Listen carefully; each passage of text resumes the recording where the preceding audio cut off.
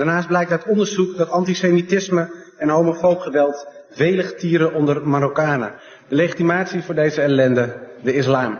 Verzoekt de regering haar angstige en politiek correcte houding ten aanzien van de islam te laten varen en de negatieve invloed van deze kwaadaardige ideologie die moet worden tegengegaan, verzoekt de regering de islam zoveel mogelijk uit Nederland te bannen en gaat over tot de orde van de dag.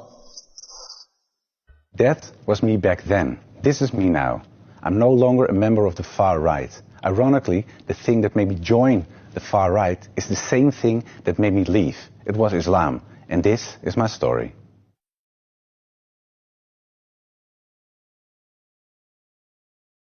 My name is Joram van Klaveren and I'm a former member of the Dutch Parliament who represented the Party for Freedom, the anti-Islamic nationalist party of Geert Wilders.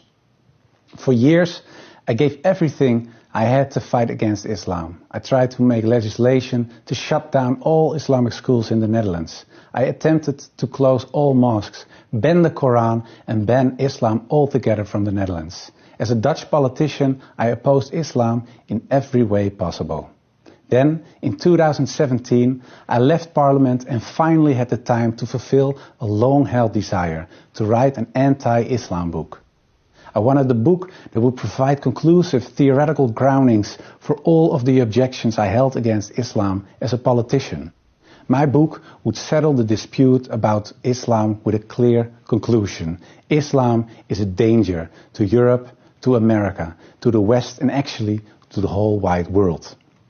Before writing my book, my view about Islam was influenced by the conservative Protestant environment of my upbringing, in which other religions, and certainly Islam, was definitely seen as wayward and wrong.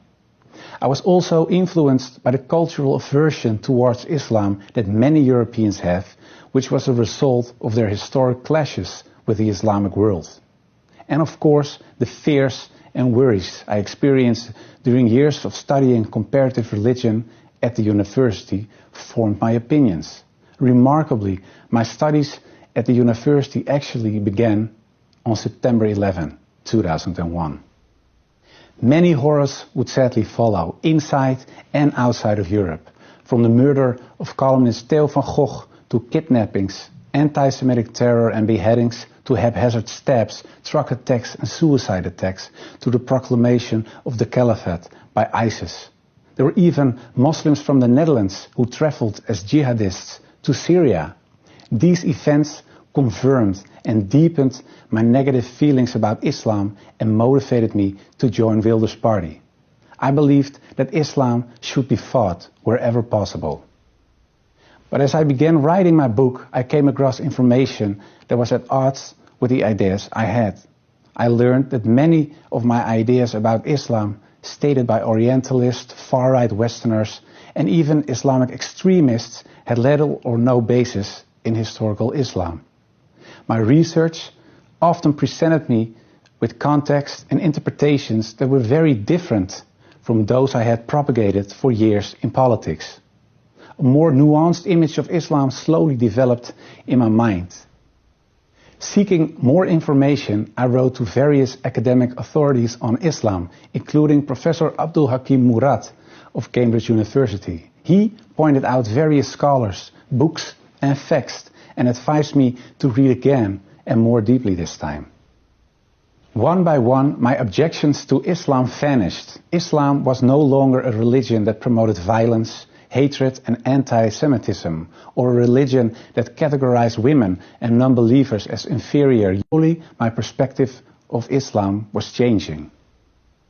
I also received surprisingly satisfying Islamic answers to my existing Christian questions about specific dogmas, such as the Trinity, the sacrifice of Christ, and original sin.